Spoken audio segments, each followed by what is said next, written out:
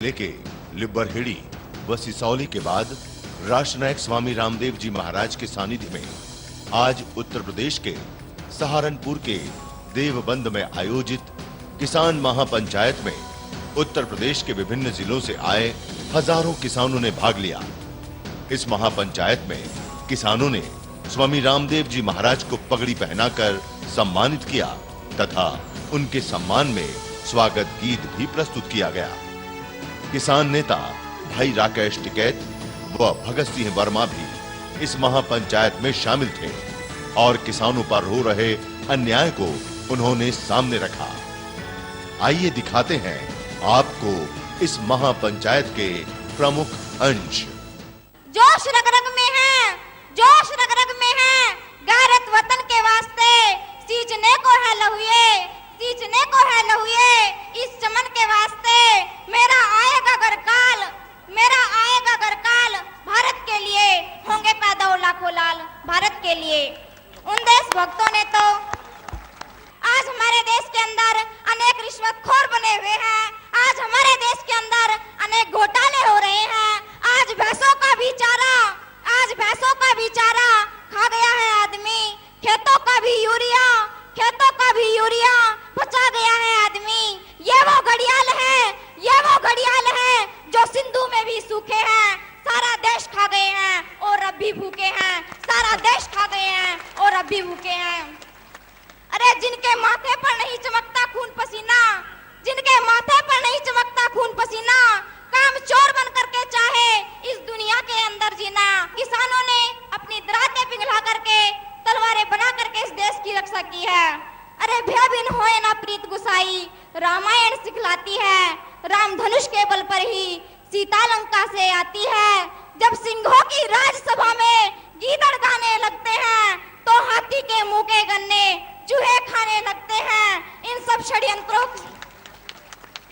षड्यंत्रों से पर्दा उठना बहुत जरूरी है, पहले घर के गद्दारों का मिटना बहुत जरूरी है। कहते हैं यदि सच बोलो तो प्राण गंवाने पड़ते हैं। अरे मैं भी सच्चाई गा गा करके शीश कटाने आई हूँ, मैं घायल भारत माता की तस्वीर दिखाने आई हूँ, मैं घायल भारत माता की तस्वीर दिखाने आई हूँ। अरे नहीं बिगाड़ा कुछ भारत का, नहीं बिगाड़ा कुछ भारत का, दुश्मन की तलवारों ने भारत को बर्बाद किया है, भारत के गद्दारों ने भारत को बर्बाद किया है, भारत के गद्दारों ने। जय हिंद, जय भारत। मंच पर आसीन परम पूज्य स्वामी जी महाराज, स्वामी शांतनु जी महाराज, मंच पर आसीन हमारे भाई भारतीय किसान यूनियन के राष्ट्रीय प्रवक्ता राकेश टिकैत जी। आजादी से अब तक किसानों को उनकी फसलों का यदि लाभकारी मूल्य मिलता तो हम दावे से कह सकते हैं कि 100 लाख करोड़ रुपए इस देश के किसानों को मिलता। लेकिन सरकार की गलत नीति के कारण लाभकारी मूल्य तो दूर, किसानों को लागत मूल्य भी कोई सरकार नहीं दिला पाई है, जिस कारण से इस देश का किसान और मजदूर 10 लाख करोड़ रुपए का कर्जबंद है। यह सब भी सरकार की गलत नीति के कारण हुआ है। देश को लूटकर, इस किसान को लूटकर, गरीब को लूटकर, मजदूर को लूटकर सारा धन स्वामी जी ने बहुत हिसाब लगाकर बताया है। पूज्य स्वामी जी कहते हैं कि 400 लाख करोड़ रुपए इस देश के इन भ्रष्ट नेताओं ने विदेशी बैंकों में जमा कर दिया है। संविधान के अनुसार यदि कोई 1 रुपया भी विदेशी बैंकों में जमा करता है तो उसे जेल में होना चाहिए था।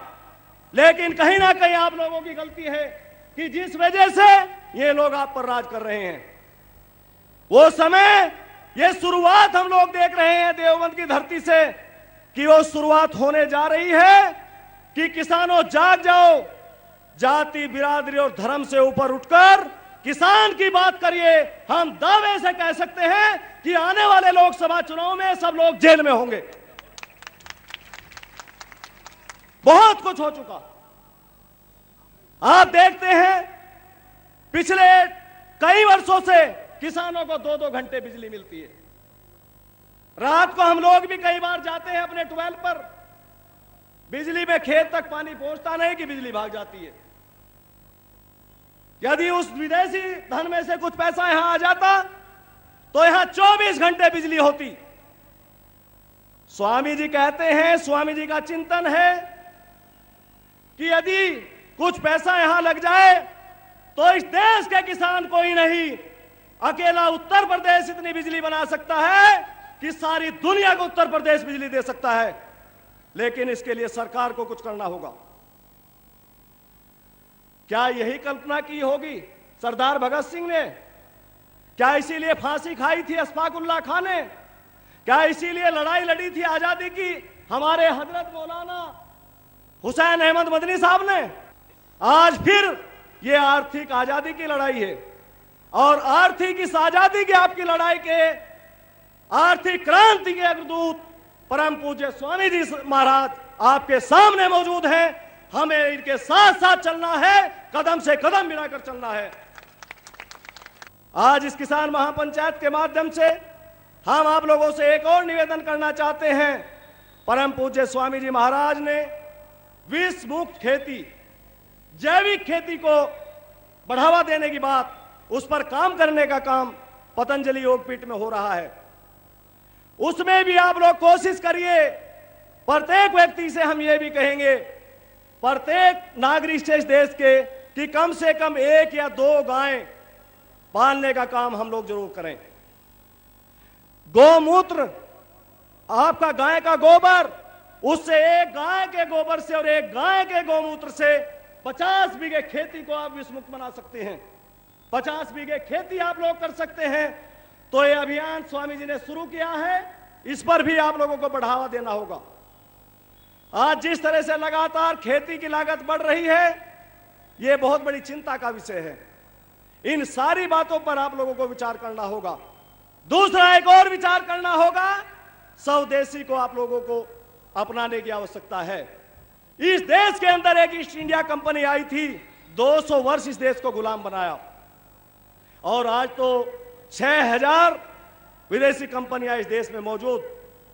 हम निवेदन करना चाहेंगे आप सब लोगों से कि इन विदेशी कंपनियों को बाहर भगाने में आप लोग मदद करें, इनका कोई सामान इस्तेमाल न करें, और परम पूज्य स्वामी जी के निर्देशानुसार स्वदेशी को अपनाएं। जय हिंद, जय भारत, जय पश्चिम प्रदेश। बहुत बहुत धन्यवाद वर्मा जी। एक बार फिर मैं आपके सामने ऐसे अंश को लेना चाहता हूं जिन्होंने लगातार 20 वर्ष प्रदेश सरकार और केंद्र सरकार के नाक में दम करके रखा है किसान हितों के लिए। उनके सुपुत्र यहां बैठे हैं, राकेश टिकैत जी। उनसे चाहूंगा कि वे अपने विचार रखें। राकेश टिकैत जी, आप लोग एक नारा लगाएंगे, चौधरी महेंद्र सिंह टिकैत, चौधरी महेंद्र सिंह टिकैत। राकेश टिकैत जी। आदरणीय इस सभा के अध्यक्ष स्वामी रामदेव जी, आज मुद्दा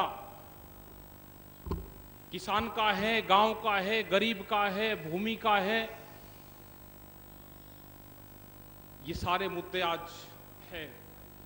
अभी बताया कि पिछले 25 साल से जो एक लड़ाई किसानों की लड़नी शुरू हुई, उसका नतीजा यह हुआ कि जो लड़ाई शुरुआत टिकैत साहब ने करी और भारतीय किसान यूनियन के लोगों ने की, आज कोई पॉलिटिकल पार्टी हो, कोई नॉन पॉलिटिकल संगठन हो, बहुत से लोग कहते हैं, बहुत से पत्रकार बंधु हमको कहते हैं कि जी भारतीय किसान यूनियन ने कुछ किया तो है नहीं।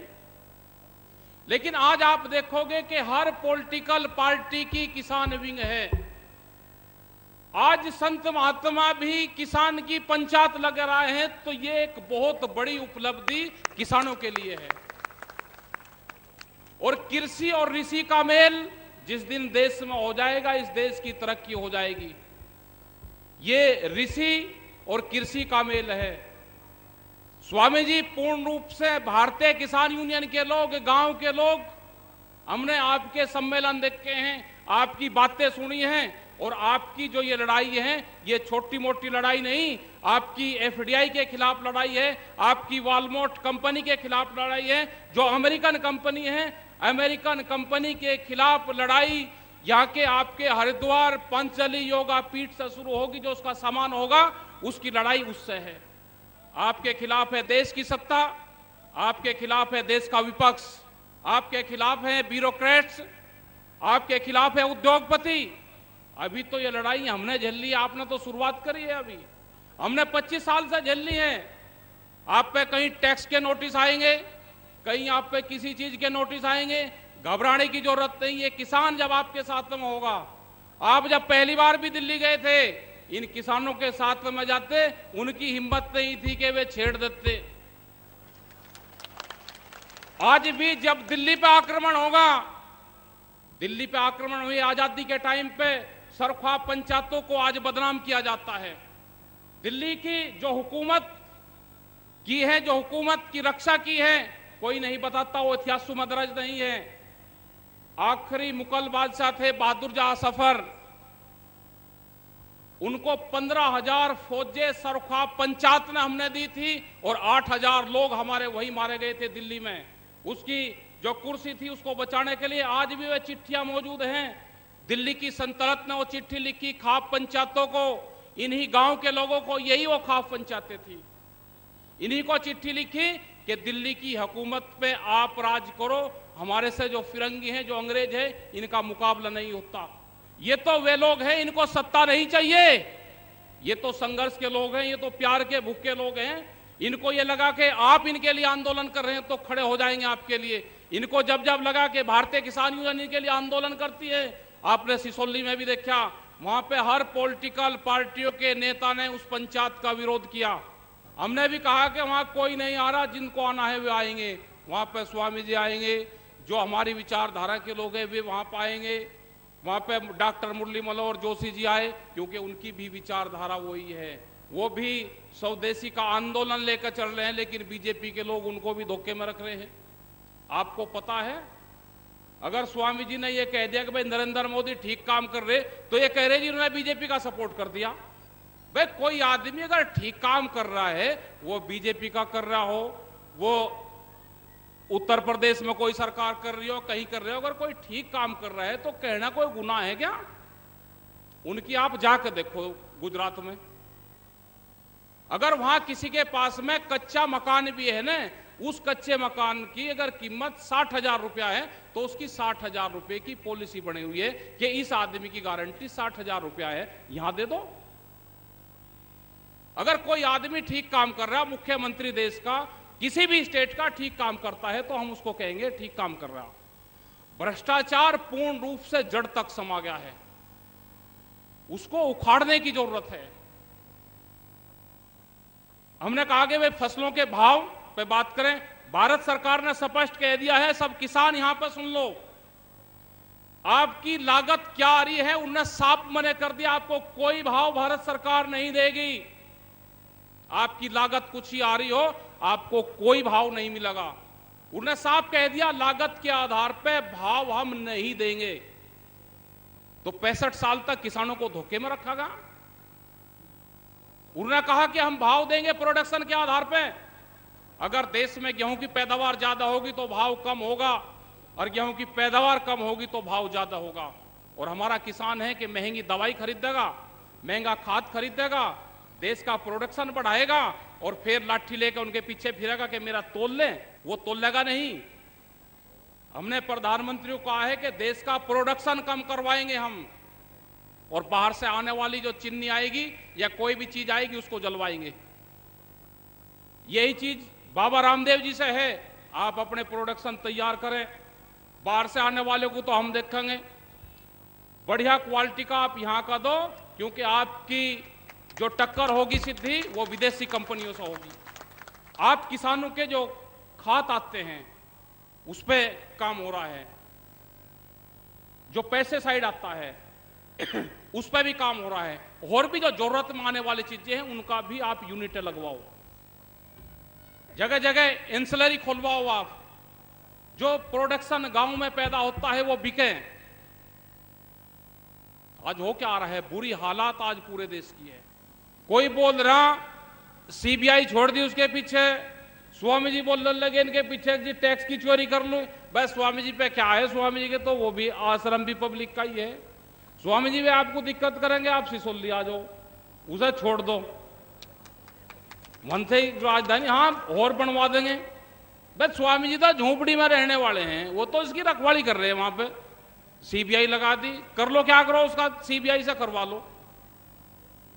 दवाइयों में अगजीस में ये मिल रही, और जगह कोई चेकिंग कर नहीं रहा, स्वामी जी वालों पे कर रहे, मतलब उनकी बहुत चेकिंग चल रही है आजकल। अगजी इसमें मुल्तानी में भी दूसरी केमिकल मिला दिया, उसमें वो मिला दिया, मतलब सारी लैबोरेटरी सारी उसी पे काम कर रही है। डीजल मिल रहा है, उस पर कोई कुछ नहीं कह रहा। मावे में वो मिल रहा है, उस पर कोई कुछ नहीं कह रहा। खाने की चीजों में मिलावट हो रही, उसमें कुछ नहीं कह रहा। स्वामी जी के पीछे लगे हुए हैं। मीटिंग करो, अपने संगठनों को मजबूत करो, और स्वामी जी आप आंदोलनों की तैयारी करें। लखनऊ में भी आंदोलन है फरवरी में, वहां पे भी आपको चलना है। और मार्च में दिल्ली का है 18 मार्च का, और 18 फरवरी का लखनऊ का है।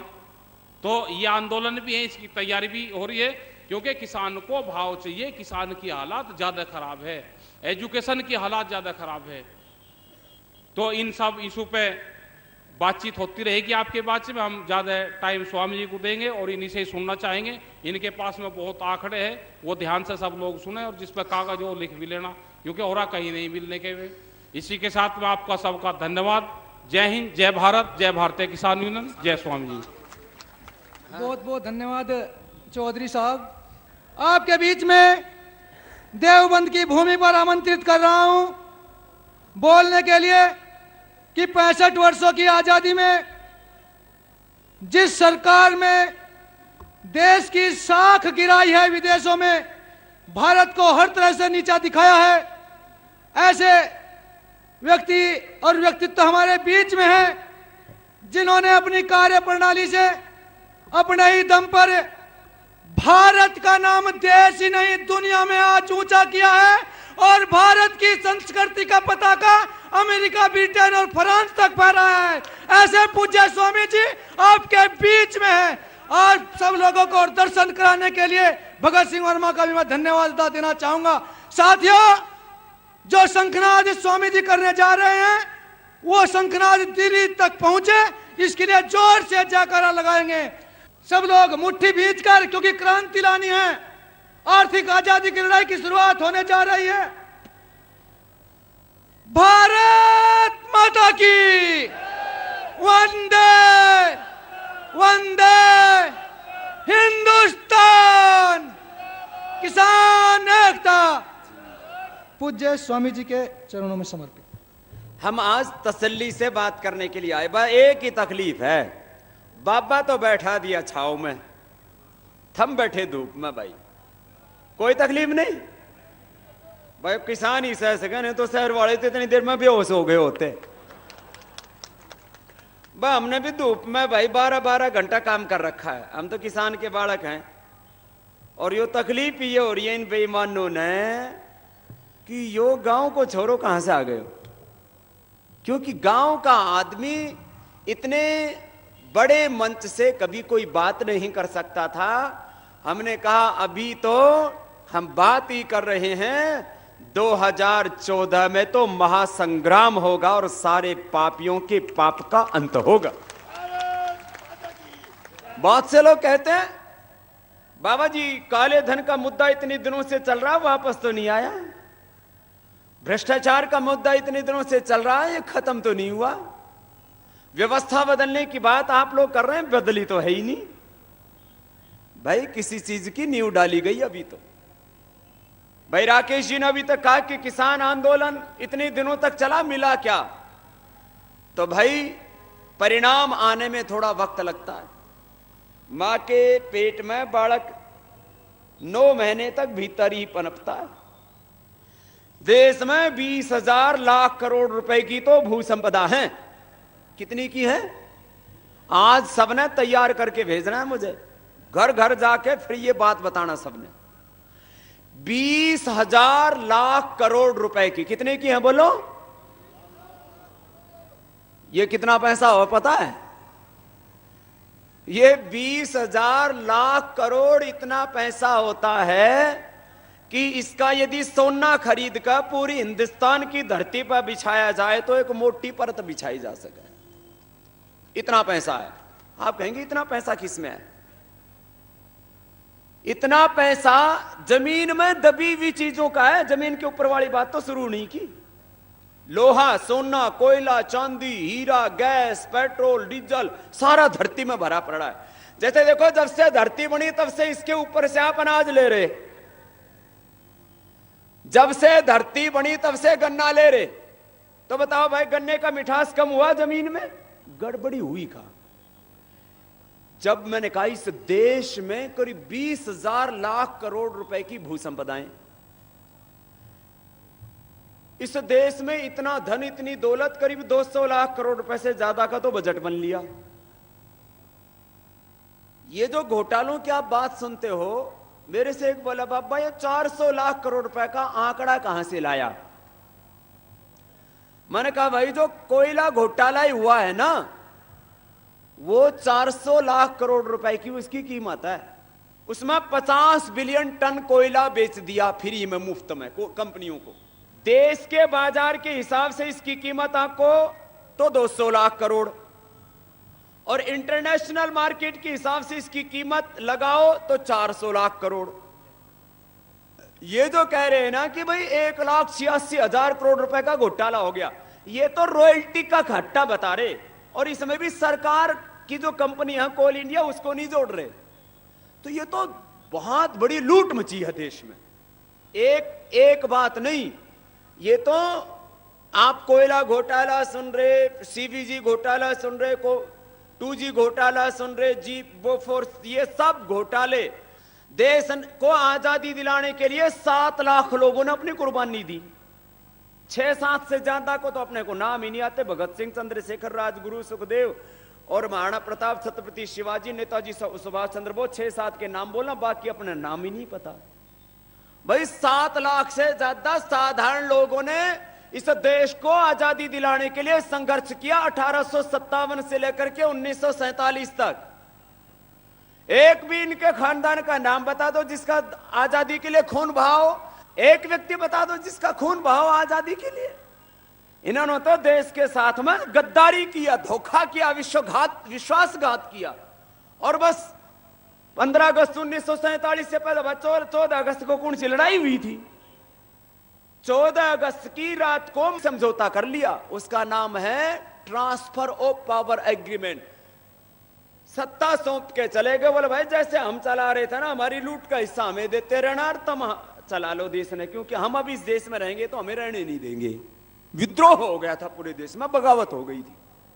तो 14 अगस्त तक कोई देश में लड़ाई ना हुई। वो लड़ाई तो पहले होली, उसके बाद में इस सारे देश को नीलाम कर दिया। जल, जंगल, जमीन, लोहा, कोयला, सोना, चांदी, हीरे सब नीलाम कर दिए इन्होंने।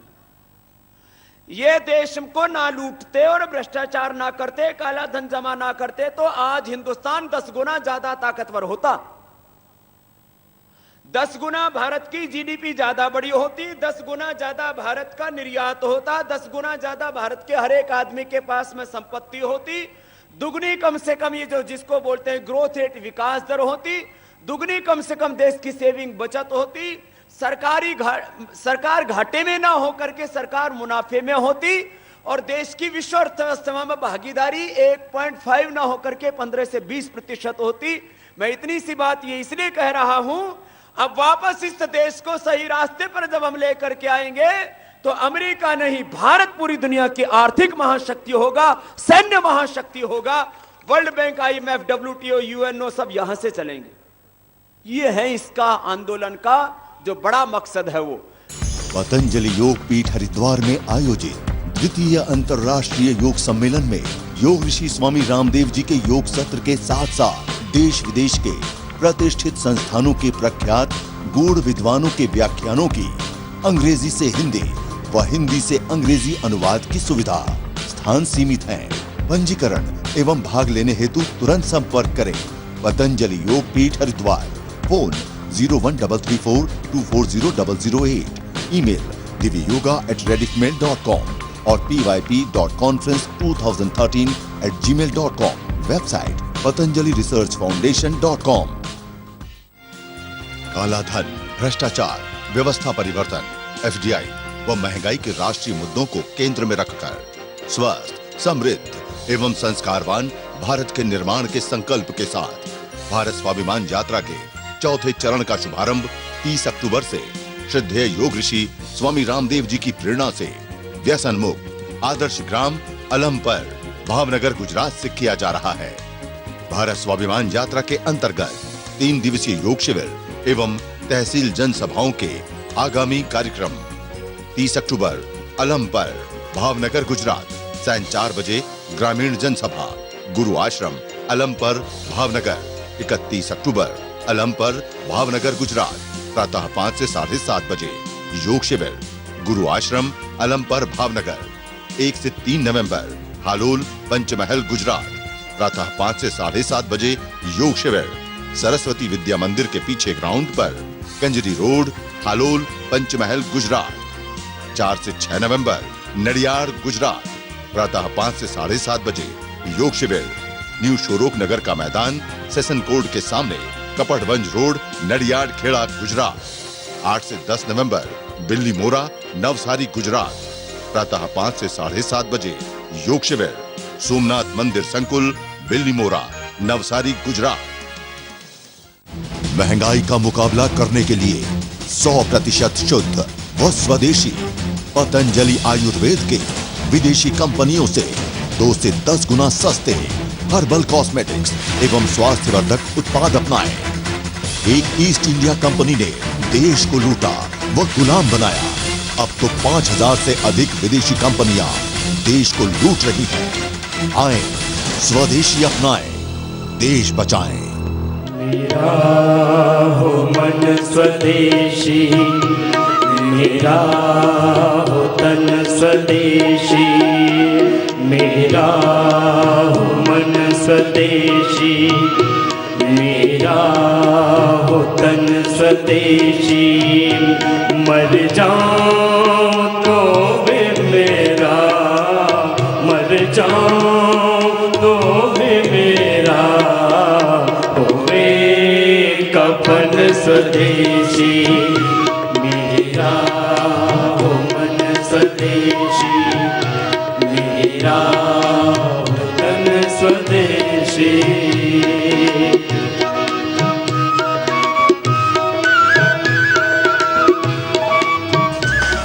अपने जिले में पतंजलि चिकित्सालय, आरोग्य केंद्र, स्वदेशी केंद्र व प्रतिष्ठित स्टोर्स पर हमारी सेवाओं का लाभ उठाएं। अधिक जानकारी के लिए संपर्क करें।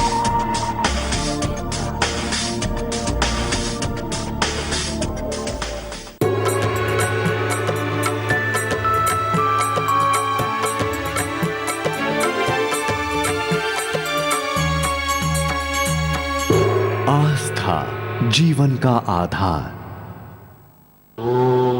यज्ञ, योग और स्वाध्याय जीवन में अपनाएं। आओ चलें वेदों की ओर। अंतर्राष्ट्रीय आर्य महासम्मेलन 2012, नई दिल्ली। आप सब सादर आमंत्रित हैं। हिमालय गैस का जो वास्तविक मूल्य है वो है 25 से 30 रुपए। सब प्रोसेसिंग करा के, ट्रांसपोर्ट सब जोड़ करके और पेट्रोल पंप वालों का कमीशन जोड़ करके हम 30 से 40 रुपए के बीच में पूरे हिंदुस्तान भर में गैस और पेट्रोल उपलब्ध करा सकते हैं देश के लोगों को। यह तो सरकार ही लुटेरी है।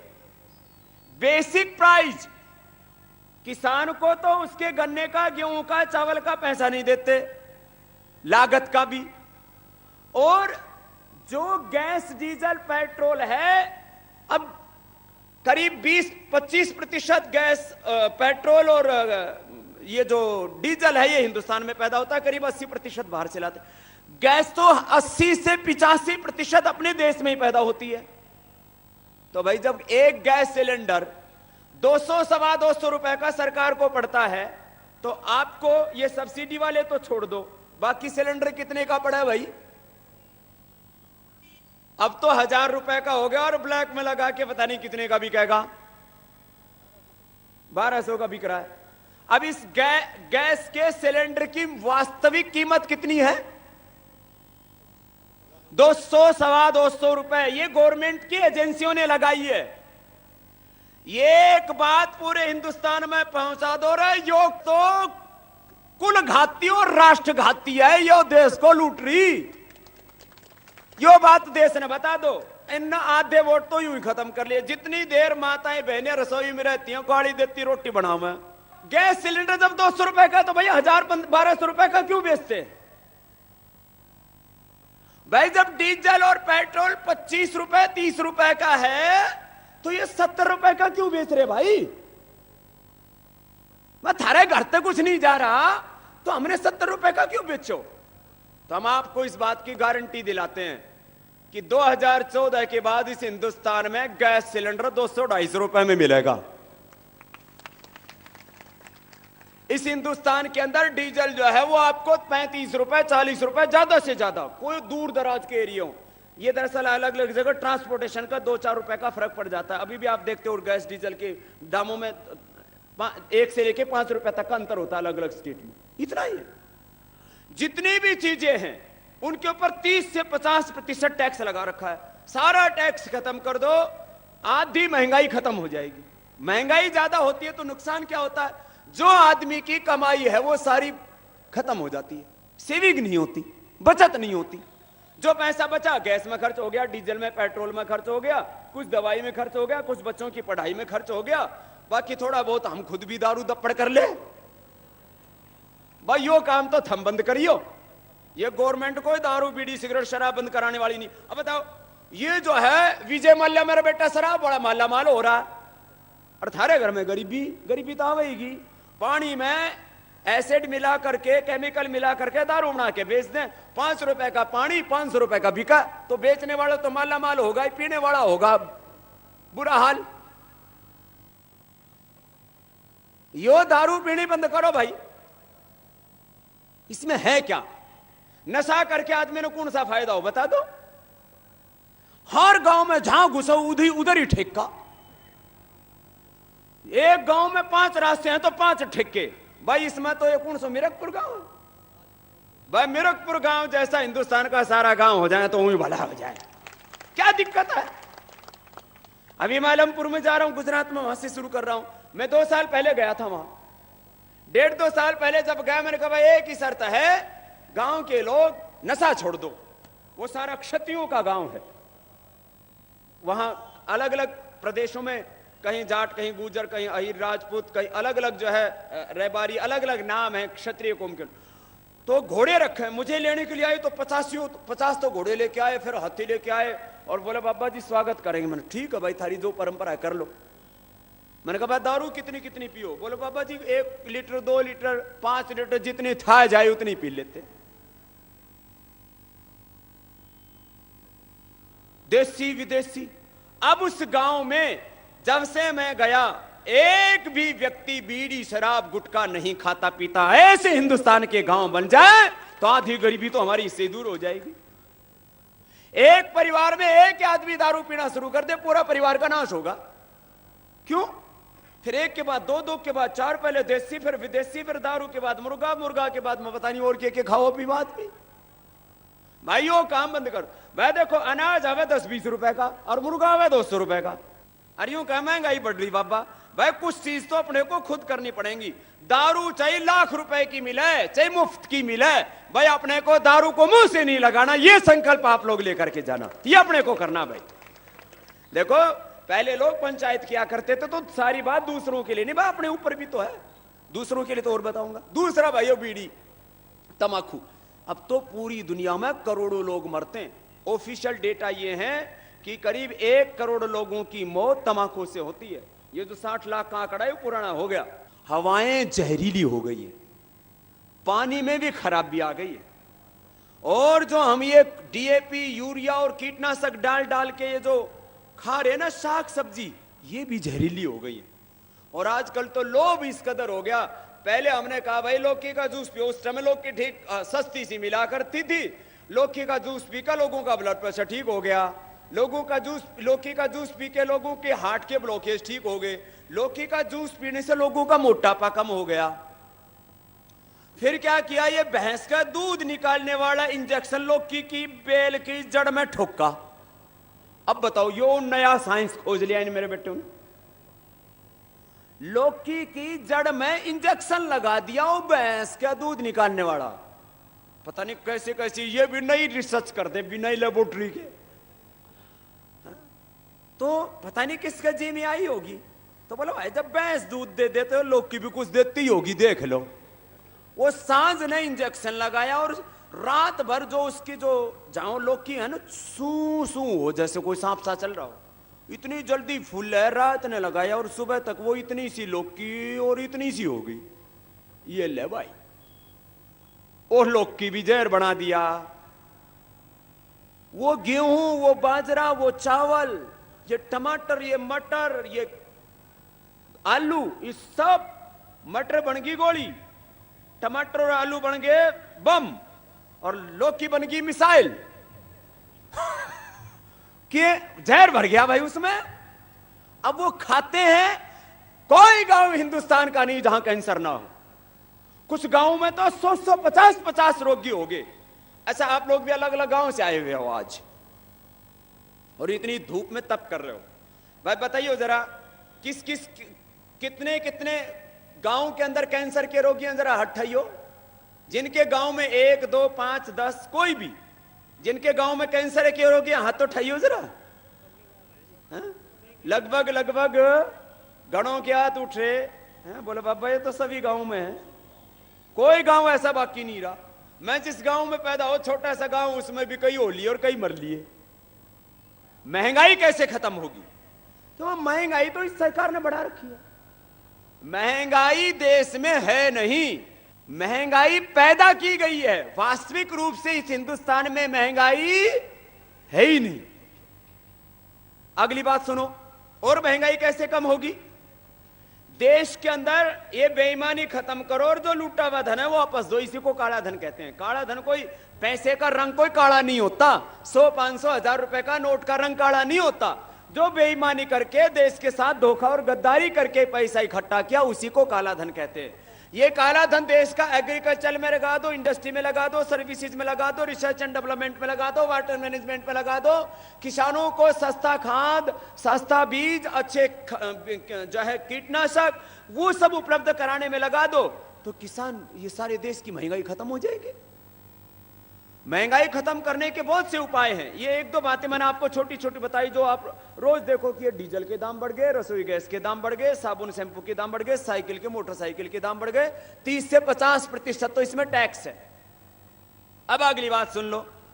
लोग कहें कि बाबा बेरोजगारी कैसे दूर होगी? ये जो 400 लाख करोड़ जो पहले लूटा, वही यदि इस विकास में लगा दे, मात्र 100 लाख करोड़ ही। 100 लाख करोड़ कहां से मिलेगा? लोगों को लगता है ये देश में गरीबी है। गरीबी है 99% लोगों के पास। ये जो 1% बेईमान है, ये लूट लूट के मगरमच्छ से भी ज्यादा बुरे हो गए। आप सोचो, एक आदमी कितना कितना लूट रहा है? 1 लाख करोड़। कितना? ये कोई सुरेश कलमाड़ी जैसे लुटेरे खिलाड़ियों की बात नहीं है। ये खाली कोई ए राजा की बात नहीं है।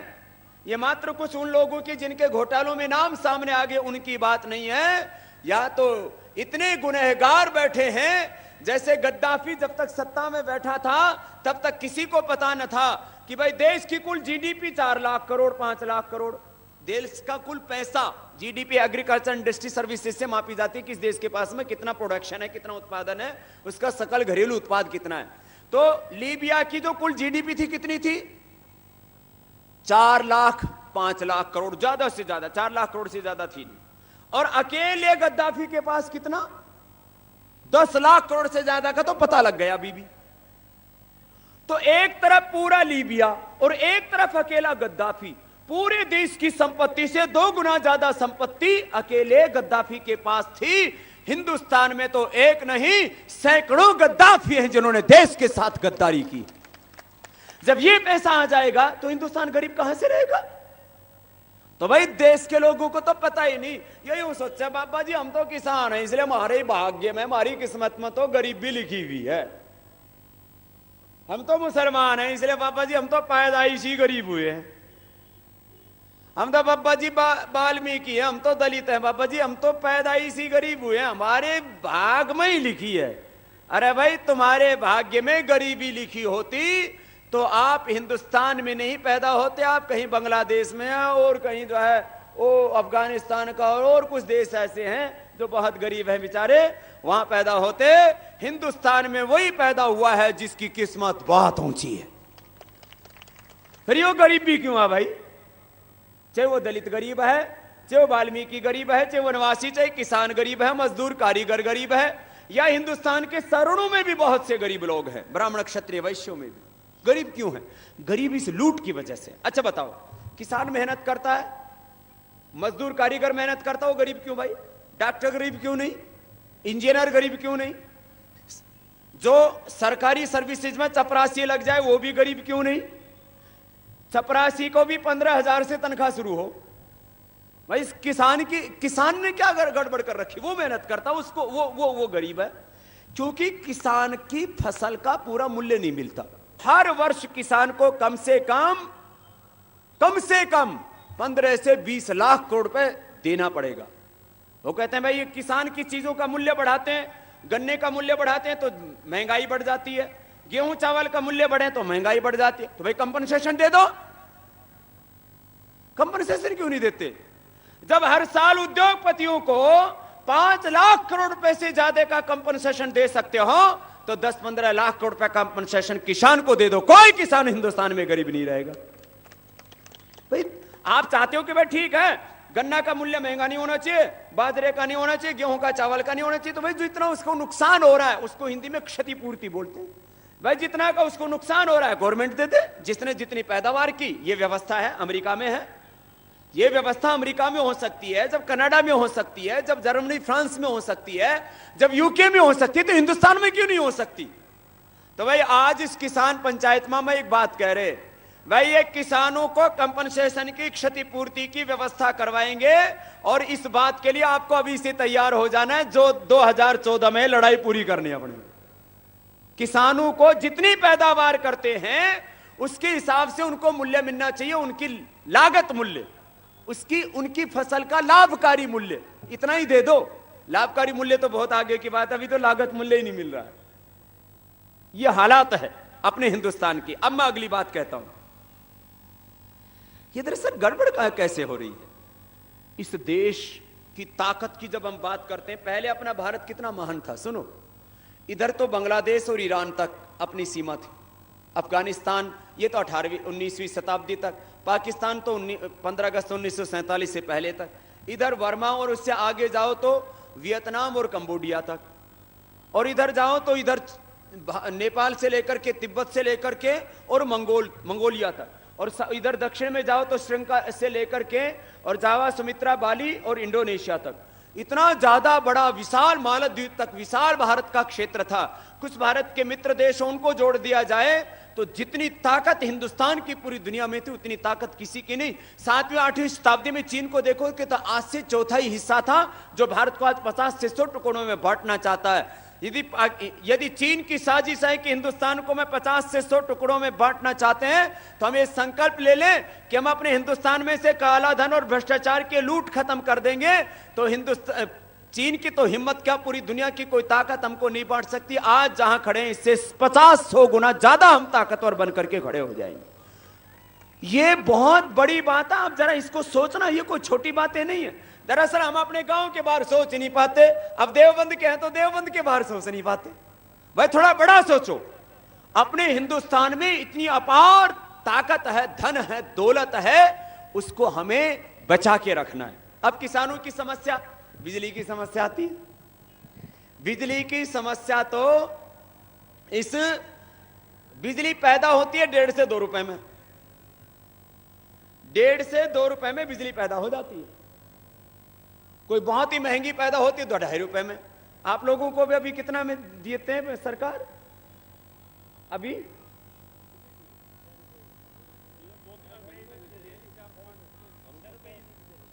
आपको किस रेट में मिलती है? 6 रुपए में। बिजली पैदा होती है जो गवर्नमेंट पैदा करती हो तो 1.5 से 2 रुपए, 1.5, 2, 2.5 रुपए में बिजली पैदा हो आपसे लेते 6 रुपए 7 रुपए और इंडस्ट्री वालों तक 8 9 10 रुपए में। ये महंगाई तो गवर्नमेंट पैदा कर रही है। और इसके बारे में तो एक बहुत बड़ी योजना के ऊपर हम लोग कार्य कर रहे हैं। शायद आपको बहुत जल्दी वो समाचार मिल जाएगा कि इस देश की जो एनर्जी की समस्या है उसका समाधान अपने हिंदुस्तान में निकलेगा और पूरी दुनिया में ऊर्जा की क्रांति भी हमें हिंदुस्तान से ही करनी है। बहुत जल्दी आपको ये समाचार देंगे। हम इसके ऊपर काम कर रहे हैं। हम लोग बहुत बड़ा काम हो जाएगा। ये तो सारी चीजों में आम आदमी को तो पता ही नहीं लूट कैसे मच रही है। भाई यदि गरीबी है इस हिंदुस्तान के अंदर तो किस लिए है? वो इसलिए नहीं है कि हम लोग पैदाइशी गरीब हैं। गड़बड़ी हुई है देश में बहुत ज्यादा। मैं छोटी छोटी 2-4 बातों की ओर आपका संकेत करना चाहता हूं। हम यूं कहते हैं अमेरिका बहुत अमीर है। भाई सब लोग मानते हैं इस बात को, अमेरिका बहुत अमीर है। भाई उसके ऊपर 1000 लाख करोड़ का तो बाहर के देशों का कर्जा है। कितने का? जितना अपने देश की जीडीपी है। 16 करोड़ की जीडीपी मानते हैं अपने देश की। हम अपने देश में जीडीपी मानते हम 16। अपना देश की कुल जीडीपी का 10 गुना ज्यादा तो उसके ऊपर कर्जा है। 1000 लाख करोड़ का। जिस ब्रिटेन को, इंग्लैंड को हम ताकतवर कहते हैं उसके ऊपर 500 लाख करोड़ का कर्जा है। जर्मनी फ्रांस के ऊपर 250 लाख करोड़ का कर्जा है। हमारे सहारनपुर जैसे ये जो छोटे छोटे बागपुर जैसे छोटे छोटे जो जिले हैं अपने, इतने देश हैं, लग्जमबर्ग जैसे 100 लाख करोड़ रुपए का कर्जा है। ये कहां से आया सारा?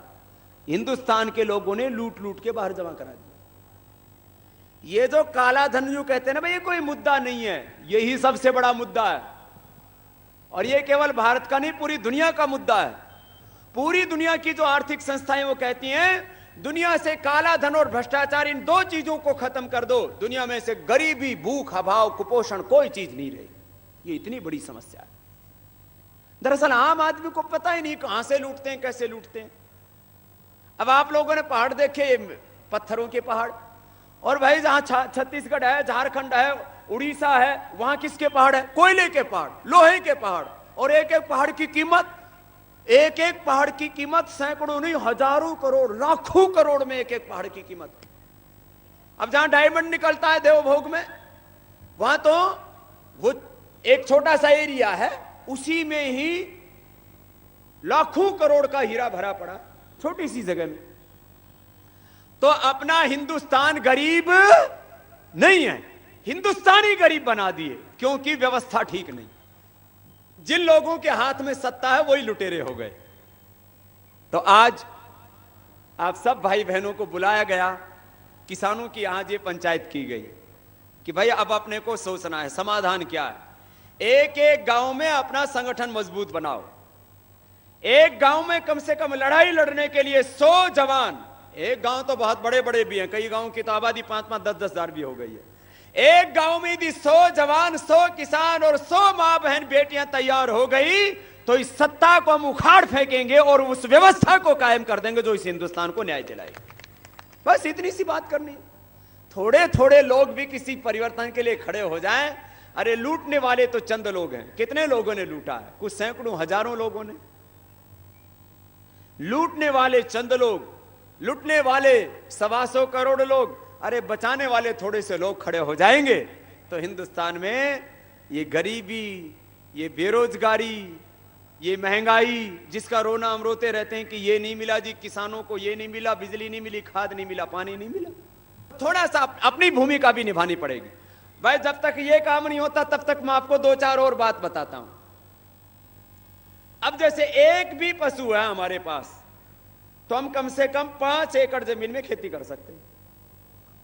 ये तो हम सामान्य रूप से जो खाद डालते हैं ना, उससे फसल को पूरा पोषण नहीं मिलता है, फसल पूरी तैयार नहीं होती है, उससे उपज पूरी नहीं मिलती है, प्रोडक्शन पूरा नहीं मिलता, अंग्रेजी में बोलते हैं उसको। तो 5 किलो कोई भी पशु का मूत्र, 5 किलो के करीब गोबर, उसमें 1-2 मुट्ठी गुड़ की और 1-2 मुट्ठी कोई भी दाल, चाहे वो चने की हो, जिसके जहां जो उपलब्ध होता, मोल की लेने की जरूरत नहीं, अपने खेत में बोलो। 1-2 मुट्ठी दाल, उसमें प्रोटीन और दूसरे फसल को पोषण देने वाले बहुत से तत्व होते हैं। 1-2 मुट्ठी गुड़ और भाई 5 किलो गोबर और 10-15 किलो जितना मिल जाए और अच्छी बात है। 10-15 किलो गोबर, 5-6 किलो गोमूत्र, बस ये मिला लिया। अब ये एक ड्रम में भर दिया, ऐसे छोटे छोटे ड्रम रख लो, उनमें भर के रख दिया। 1 एकड़ जमीन के लिए पर्याप्त है। तो आपकी जो है 5 दिन में भी यदि 1 एकड़ जमीन के लिए आप गोबर और गोमूत्र आदि का प्रयोग करो तो बहुत है। इससे बढ़िया खाद नहीं हो सकता। ये यूरिया से, डीएपी से, तमाम जो ये विदेशी खाद हैं, हिंदुस्तान में आजादी से पहले एक बूंद कोई जो है कोई कीटनाशक ही नहीं डाली जाती थी। एक कोई जो है ये कण कोई यूरिया का या डीएपी का प्रयोग नहीं होता था। और फसल इससे आज ये तो सारे दस्तावेज इस बात के उपलब्ध हैं, 2, 3, 4 गुना फसल हुआ करती। ये देसी खाद का सामान्य तरीका मैंने बता दिया। ये जो हम जिस तरह से खाद तैयार करते हैं ना, कूड़ी में खुला खाद डाल दिया और फिर ऊपर से जो है वो ऊपर वाला सूख जाता है, थोड़ा बहुत नीचे का गलता है, उसको कुछ खेत में डालते हैं, उस समय सूख जाता है, नीचे उसकी 10 गुना कैपेसिटी कम हो जाती है। ये मैंने बताया आपको। 10 किलो गोबर जो है वो 100 किलो गोबर का काम करेगा इस तरीके से तैयार करने। ये तो एक तरीका बताया, ऐसे हमने 7 तरीके बना रखे हैं खाद तैयार करने के। ये जो है आपको आपके तो बहुत नजदीक है, पतंजलि योग पीठ के पीछे गांव में हमने प्रयोग कर रखा है विष मुक्त खेती का। बहुत शुद्ध खाना ये सबका जन्म सिद्ध मौलिक अधिकार है। अरे अपने आप भी तो खाओ और भाई दूसरों को भी अच्छा मिल जाएगा, क्या दिक्कत है। आजकल ये अंग्रेजी में ऑर्गेनिक फूड का बड़ा प्रचलन हो रहा है। जो कीटनाशक की बात है, एक छोटी सी बात बताता हूं भाई। पहले सिर में भी किसी का रूसी हो जाए तो क्या डालते थे? छाछ डाला करते। छाछ लगाओ और रूसी आदि खत्म हो जाती है। जिस खेत में किसी भी तरह के ये फंगल इन्फेक्शन हो जाते हैं, फंगस हो जाती है, खट्टी छाछ छिड़क दो। एक छोटी सी बात है। एक सामान्य उपचार बताता हूं आपको। चेपे के लिए जो है दूध में कोई गुड़ और दूसरी चीजें डाल के हम कई तरह के 7 प्रकार के हम पेस्टिसाइड हमने बनाए हैं। आप लोग कोई भी जाके सीख सकता है, वहां ग्रामोद्योग की पूरी प्रक्रिया है। डॉक्टर यशदेव शास्त्री जी और पूरी इनकी टीम है वहां पर, वो इस काम को लग रहे हैं करने में। बड़ा जबरदस्त काम है, आप लोग करके देखो। 5 किलो गोमूत्र,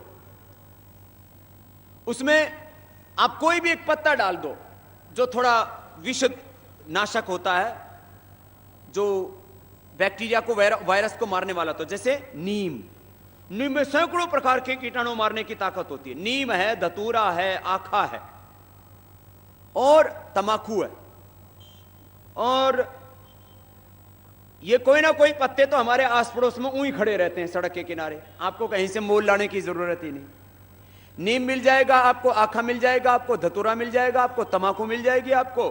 और भाई और भी कई तरह के इस तरह के पत्ते हैं, तो चाहे उसमें ये और आड़ू, ये 5 तो सबसे ज्यादा कीटनाशक होते हैं। ये पत्ते डाल दो, उबाल लो और इसमें थोड़ा हरी मिर्च या लहसुन डाल दो। ये तो एक तरह का, ऐसे 6-7 तरह से कीटनाशक बनते हैं, हमने प्रयोग किए।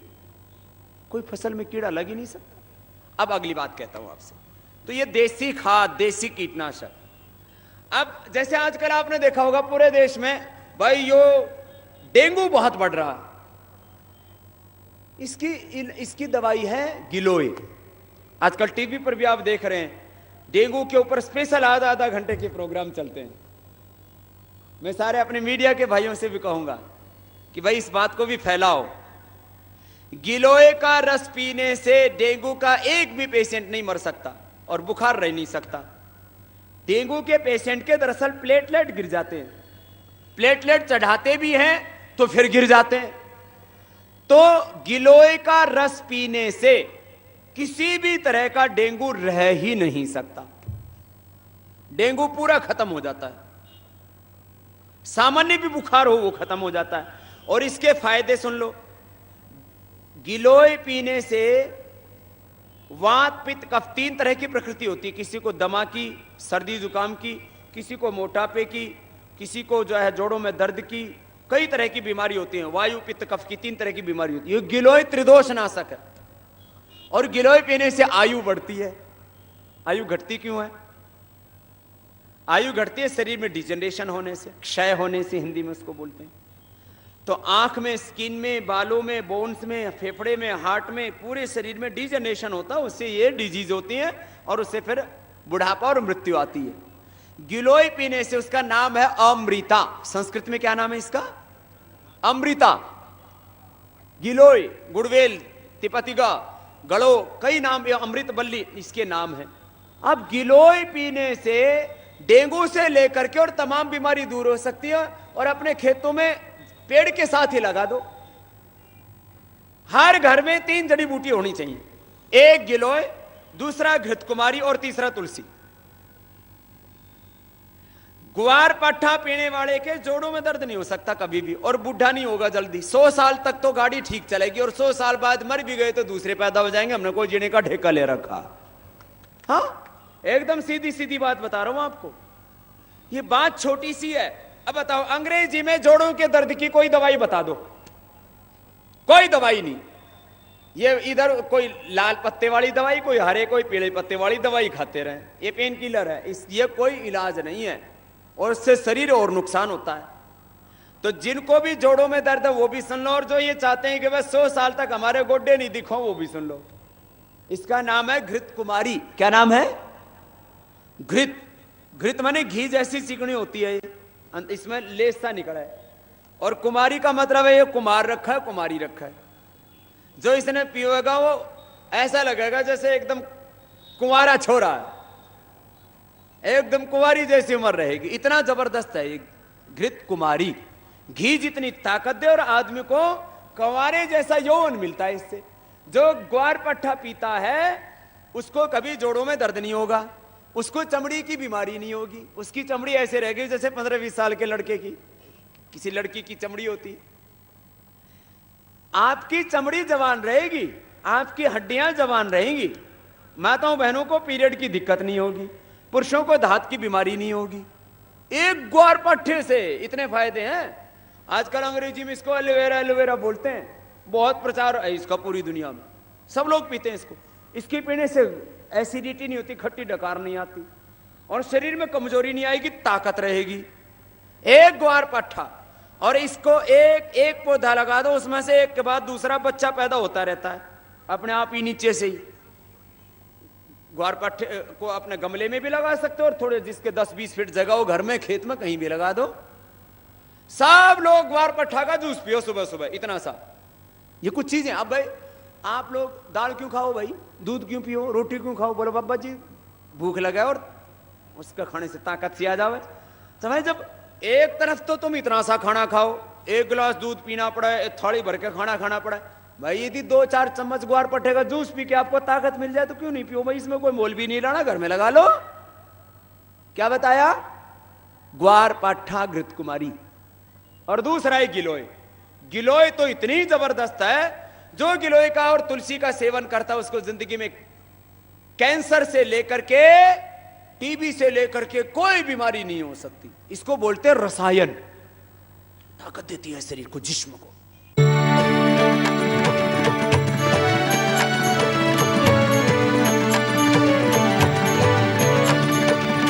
आस्था जीवन का